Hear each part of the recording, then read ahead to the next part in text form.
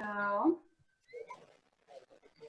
just want to say good morning and welcome to Virtual Coffee and Commerce with the Cambridge Area Chamber of Commerce. Today we have Congressman Johnson. He's going to give us a little update about what's going on in the world of COVID and whatever else exciting they have going on there in his office. So, Congressman Johnson, please take it away. Well, good morning and thanks everybody. I appreciate the opportunity, and I'm sorry that we can't meet in person. I would much rather do that. I can tell that most of you folks must not be morning people because nobody's got their video showing. So I get that. If you saw my pine straw looking head when I woke up every morning, you would not want me to show my video. So, but it's good to be with you folks. Hey, I'm going to start with a little bit of good news. There is no question about it. COVID has had a tremendous negative impact on the economy and on the daily life of people in Cambridge, in Guernsey County, in all over our region. But if you look at the unemployment rate for Guernsey County, in January of 2011, the unemployment rate was 12.9%. That's when the Trump administration took office. That's when I took office too, by the way. By January of 2017, 6 years later, I'm sorry, Trump did not take office in 11. I don't know where my brain was going. That's when I took office. But that's when I began serving. In January of 2017, when President Trump took office, the unemployment rate was around 8.5%, largely due to the energy boom across our region of the country, development of oil and gas, and all of the ancillary economic growth that occurred around that. By 2018 to 19, by about June of 2019, with some minor variations, the unemployment rate was hovering around 5%. That's about a 3.5 percentage point drop just in a couple of years. And now today, July of 2020, which is the last set of numbers we have, we're at 8.5%, which is below the national and state average. It's certainly not something that we want to settle with, and we want to keep working.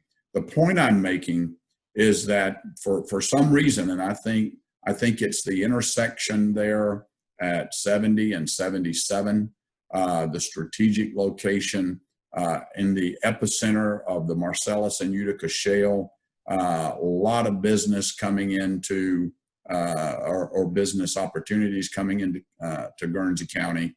I think that is playing a major role in keeping the unemployment rate there below the national and state average. So I think we're in reasonable shape. Not something that we're again going to settle with, but certainly something that that tells us we're doing some things right in Guernsey County.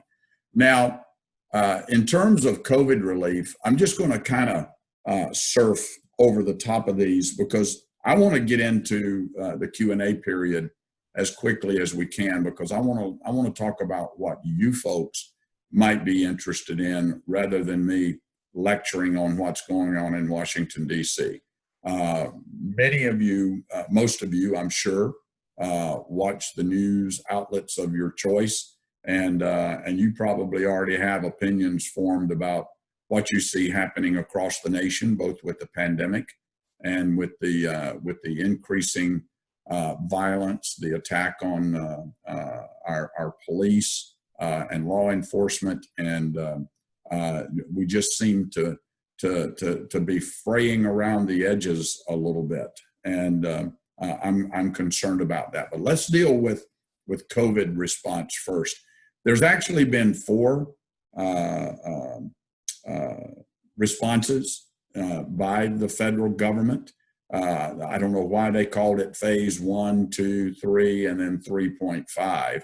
I don't know why they didn't call it phase 4. So, you know, people say, are we going to have a 4th COVID response package? And we've already had 4. It's just they called it something else. But in the first phase, which was called the Coronavirus Preparedness and Response Supplemental Appropriation, that's where we kick-started the biologic and pharmaceutical industry in America to get them started on 2 things. One, learning as much as we possibly could about the coronavirus. And I'm going to tell you, and we can talk more about that. I'll give you some details if you want to ask some questions. There's still a lot about this virus, folks, that we don't know. This is the new virus, and it acts differently than any virus that we have ever seen before. And so there's still a lot that we don't know. But that particular appropriation just accelerated our pharmaceutical and biological industries' engagement to find out what we didn't know, and then also to develop a vaccine.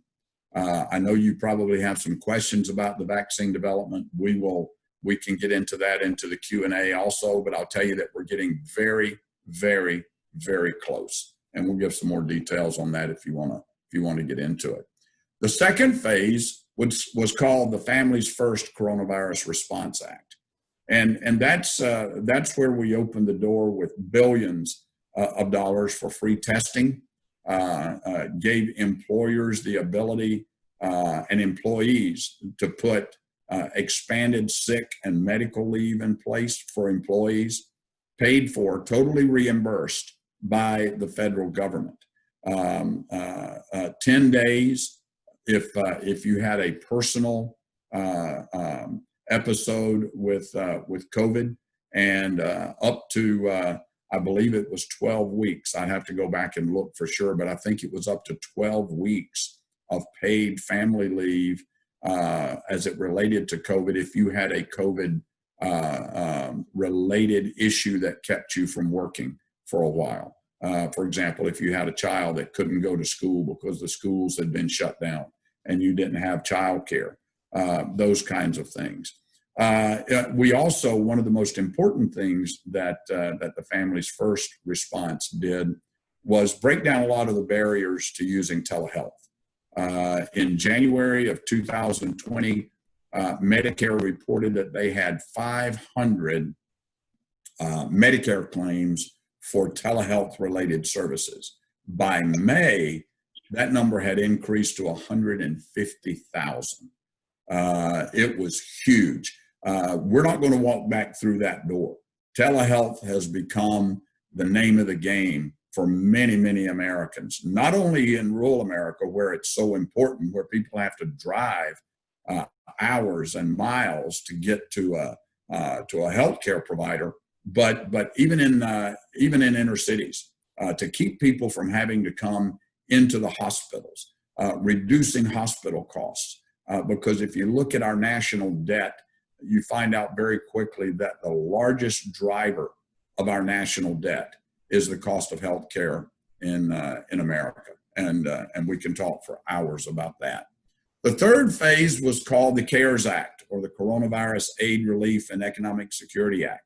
This is where we began to focus on families, individuals, small businesses. That's where the $1,200 per individual, $2,400 per family of 2 filing jointly, and $500 per child came in.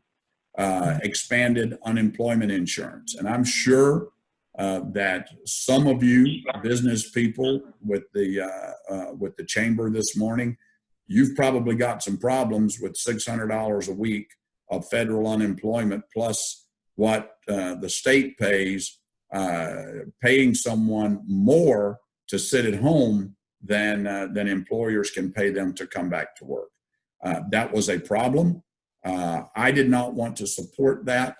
The president did not want to support that. But in the world of national politics, there's give and take.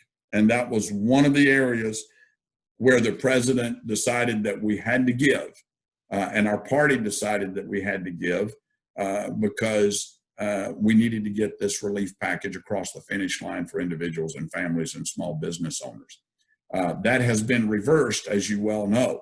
It expired the end of July. The president, through executive order, gave the ability to have $400 a week expanded federal unemployment, but the states had to get the $400, the states had to match it with $100, and some states, including Ohio, and I haven't heard that the governor has changed his mind, decided not to do the match, so they only get $300. I personally believe, and you may disagree, I think there has to be some incentive for people to want to go back to work. I think most people in our region would much rather be at work than sitting at home. But you do have that element in our society of people that if they can make as much or more sitting at home doing nothing, that's what they're going to do. And so I am not a proponent of paying someone in unemployment equal to or greater than the wage that they could be earning by going back to work. We need people to go back to work. Our economy is our center of gravity. If we don't have strong economic growth and recovery, we don't have the resources to fight this pandemic off. The CARES Act also got into support for small businesses through the Paycheck Protection Program and expanded emergency and disaster relief loans and Main Street loans through the Small Business Administration. It also provided relief and resources for healthcare providers, including $100 billion for hospitals, and a lot of money came to hospitals in our region, particularly for PPE, for telehealth equipment, and other direct COVID-related kinds of things. Then you had the phase, what they called phase 3.5, which was the small businesses and hospitals providers. It was called the Paycheck Protection Program and Healthcare Enhancement Act. I actually misspoke. This is where the Paycheck Protection Program, we added more to it, another $310 billion on top of the $700 billion that we had previously provided. So there was some additional money placed into the Paycheck Protection Program. And just so you kind of have an idea of how important that particular program was, over 5 million Paycheck Protection Program loans have been approved, including 145,000 in Ohio alone, worth more than $18.4 billion. In our district, here where we live, including Guernsey County, more than 8,300 Paycheck Protection loans were approved, saving over 100,000 jobs. Now, about 85 to 86% of those loans were for less than up to $150,000, which means that they are assumed automatically forgivable. Keep in mind, these Paycheck Protection Program loans, if you use them for the intended purposes, they were totally forgivable. In other words, you don't pay taxes on that money, and you don't. It doesn't count against you, and the loans don't have to be repaid if you use them for what they were supposed to be used for. And just at the general level, what they were to be used for, 75% of the money had to be used for payroll-related activities, and 25% could be used for other business-related expenses. We also put money into the economic injury and disaster loans, EIDL loans, that provide low-interest loans to eligible small businesses, and a number of businesses across our region applied for those loans.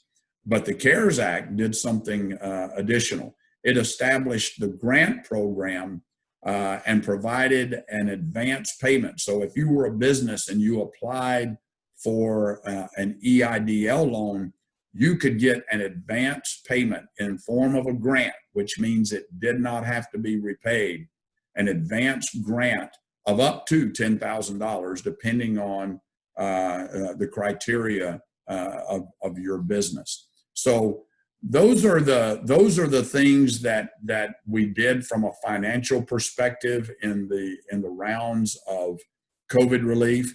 I'm sure some of you are wondering, are we going to have another round of COVID relief? Well, I don't know. You watch the news as well as I do, and I can tell you that negotiations are difficult. I believe, as most of my colleagues in the House do, that whatever we do has to be targeted. There's somewhere between $500 billion and $1 trillion of COVID relief money that has not even made it into the hands of the people that it was appropriated for. Not because somebody's holding it up, but simply because the states and the agencies that distribute that money simply aren't geared up, don't have the technology in place. I mean, we've never seen where our government put $3 trillion out into our economy in so many different categories in such a short period of time. And so some states are having difficulty getting that money out there. One of the areas that I forgot, and I apologize, state and local government support. It was really, really important that state and local governments got support as well for COVID-related activities. In Ohio, we got some, I'm trying to find the number here, $4.5 billion. That's what the state of Ohio and local governments received from the CARES Act, $4.5 billion. That's a big number. And that money has to be distributed by the state government. The state government has a process that it goes through. And so it's still a work in progress, and not all of that money has come out.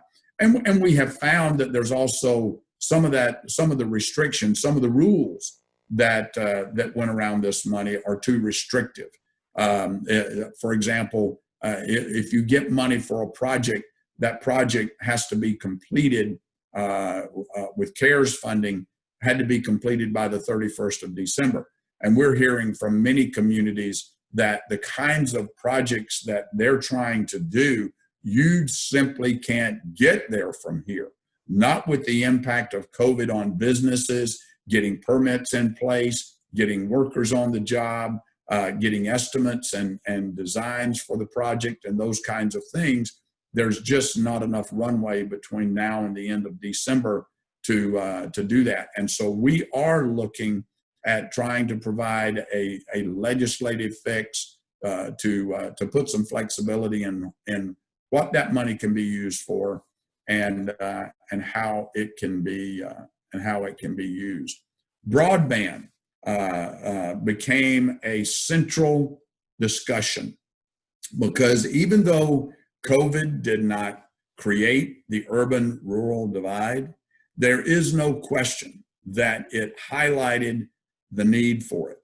And what we all know, decision makers, lawmakers at every single level, from the President of the United States to a township trustee, mayors, county commissioners here along the river, everybody in between understands that in the 21st century of the digital world in which we live,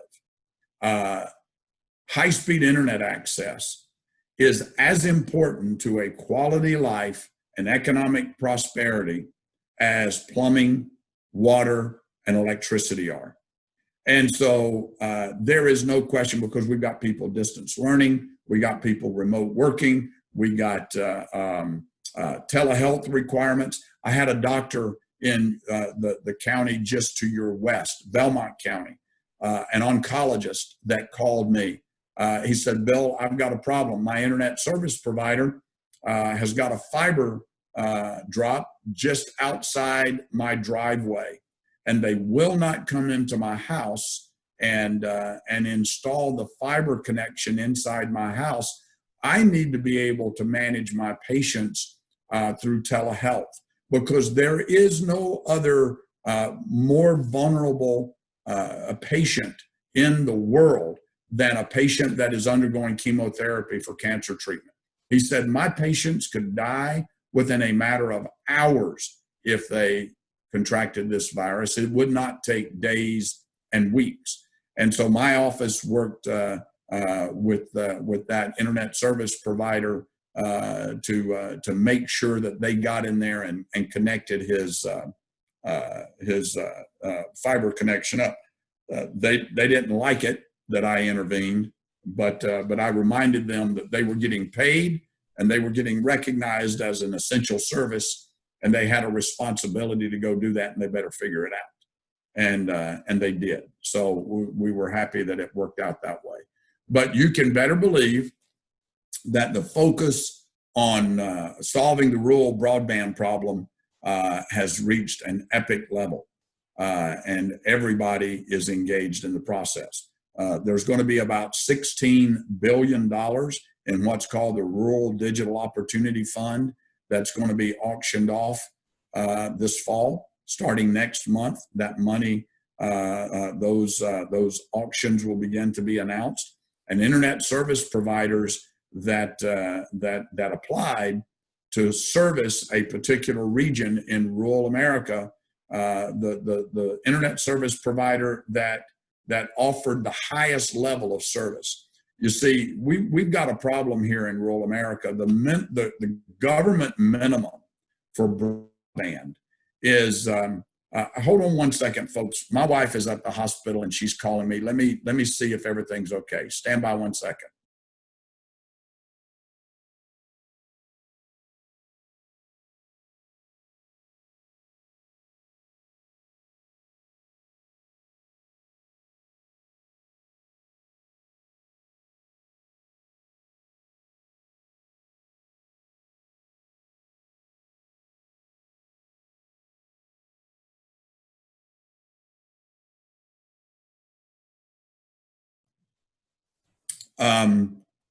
So the problem that we have is that the government minimum standard for, or standard, not minimum standard, their standard is 25 megabits download, 3 megabits upload. The rest of the world is sprinting toward 5G. You hear people in Washington, D.C. talking about how 5G is going to solve our nation's high-speed internet problem. Well, we need to win the race to 5G. There is no question about that. America is the technology leader of the world, and we cannot cede that ground to the Chinese or anybody else. And so we need to win that race. But I had Chairman Pai from the FCC and one of the other commissioners here in our district earlier this year. And I said, Chairman Pai, here's what you have to realize. Most of the people throughout our region here, they don't understand the technology behind how all this works. I said, hell, most CEOs of most corporate America don't understand how it works either. So that's not a criticism of the intellect of our people. It's just that it's complicated. But I'm an IT guy, and I've been doing this for a very, very long time. And I understand that a 5G signal is a 5G signal because it operates at the high end of the frequency spectrum. It is very, very fast. That's why it has got such high capacity. But because it is so very high frequency and fast, it has a very, very short propagation length. That means you got to have equipment to push that signal down the line as you move it and distribute it from the carrier to the customer. I said, we've got driveways in eastern and southeastern Ohio that are longer than the propagation length of a 5G signal. And so you can't go telling America that we're going to solve the rural broadband problem by winning the race to 5G. And you can't take money from what should be going to rural broadband and put it toward the 5G effort. Because here's what's going to happen. America's rural parts of our country that are going to be operating at 25.3, just assume we will be able to get everybody to 25.3. If everybody else is operating at 5G, can you imagine how many, all of the third-party vendors that are building applications to run on a 5G architecture? They're not going to work on a 25 meg down.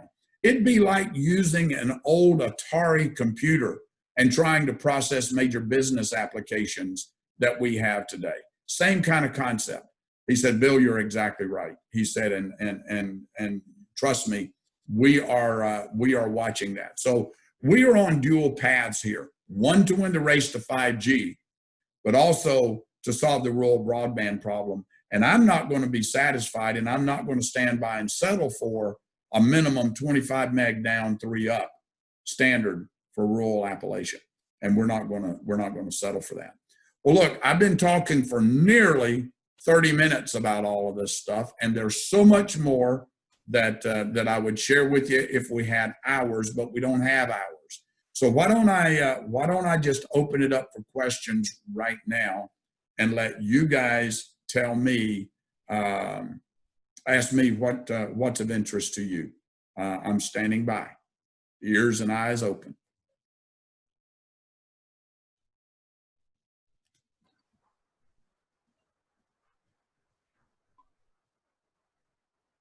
Just remember, you all are muted, so if you start talking, you want to make sure you unmute your mic, or you can type questions in the chat if you have any.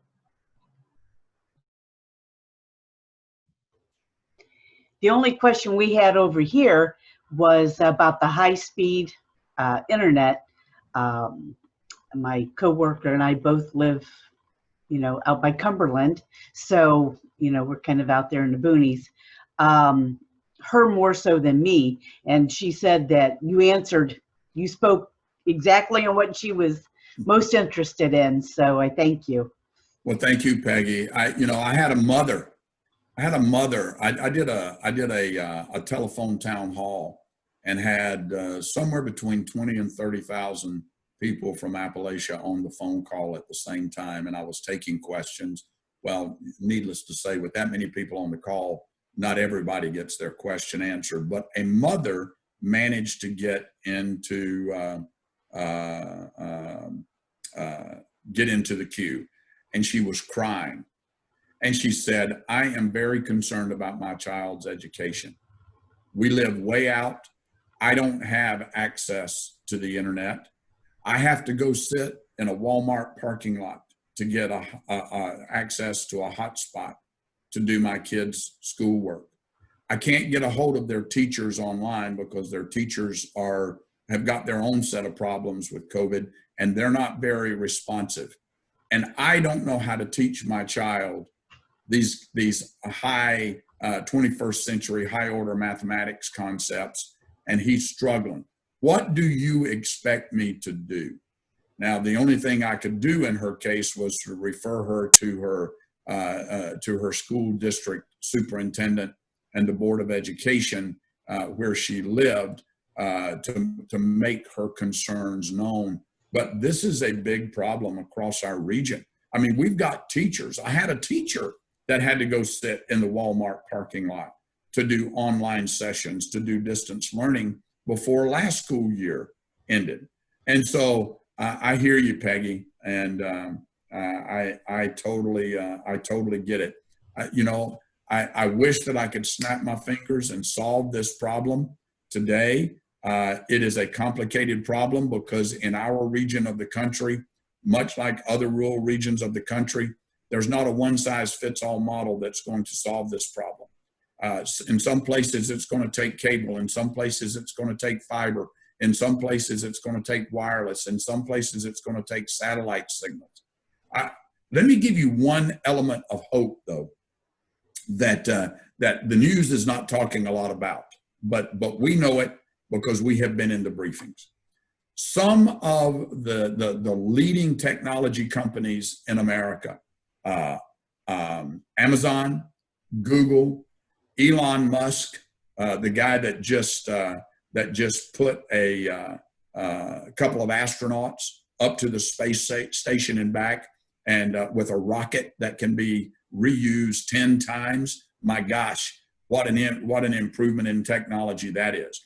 But companies like that are looking and are in the process of, and Amazon's already got their permit approved by the FCC to encircle the globe with a constellation of low Earth orbit satellites.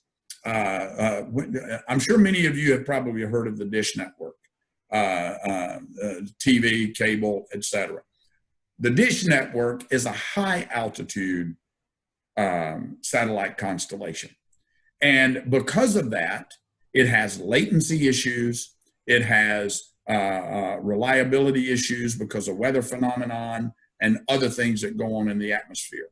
The low Earth orbit satellites are operating at a very much, I'm saying like 10% of the altitude of a high altitude satellite constellation. They're going to be able, for the cost of a pizza box size antenna, a one-time purchase of say $300-400 for that antenna, and then a subscription, hopefully in the price range of $30 or $40 a month, you will not be able to live anywhere on the North American continent that you can't get access to not 25 meg, but to a minimum of 400 megabits download and whatever upload, bringing the entire North American continent fully into the 21st century digital age. Wow. So that's a long answer, Peggy, or a long response to your comment. I apologize, but IT is my background, and so I have a lot of passion around that. And even though it's complicated, it's not the rocket science that people think it is. And I am so frustrated that the same issues that I was dealing with in January of 2011 when I took office are the same issues that I'm dealing with today on this particular issue. And I'm not being very, very polite or quiet about letting my frustrations known to the decision makers that need to get this resolved. Thank you. Jessica, over to you for the next question. Yes, we have a question here in the chat, and it said, is there any additional support coming for small businesses or businesses in the tourism industry? Many were shut out of the current support, and many local small businesses are still struggling. Well, I'm not sure what being shut out means, Jessica. So every business in America, if you were a legitimate business, you were eligible for those Paycheck Protection Program loans. And so I'm not sure what being shut out means. I would encourage whoever asked that question to contact my office. We can certainly find out why they thought they were shut out. But the answer to the first part of your question, if there is a fifth round of COVID relief, one of the things that I'm going to insist on, and that I believe Senate Republicans are going to insist on, is another round of support for small businesses, because we still are struggling to get all small businesses open back up and getting people to work. So it's a work in progress, but the answer to the questions are yes, we want to give more support to small businesses, and I don't know what shut out means. I want to find out, because no small business should have been shut out of that. So they elaborated and said that, did they include 501c6s, excuse me, in the second round? Those were the folks who were shut out. Well, but when I thought you said it was a small business that was a tourism company. That's not a nonprofit. A tourism company is not a nonprofit, is it? No. No, I wouldn't think so. So they're either an S corp or should be either an S corp or an LLC or a C corp. And there were some finagling with the rules as it related to nonprofits, and that took some time to work itself out.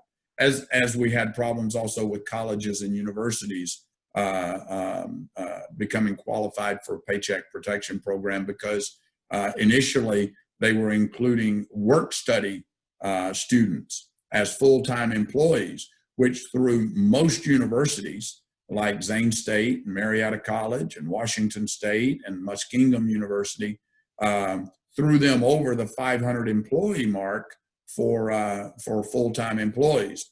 And boy, we really had an arm wrestling match on that. And my position was, you guys at Treasury need to understand that those work study students are not paid for out of university revenues. They are paid for out of federal financial aid programs. They are paid for by the federal government. They are not full-time employees of the university. You can't lump them into that Paycheck Protection Program thing, because when the university shut down, the financial aid dried up.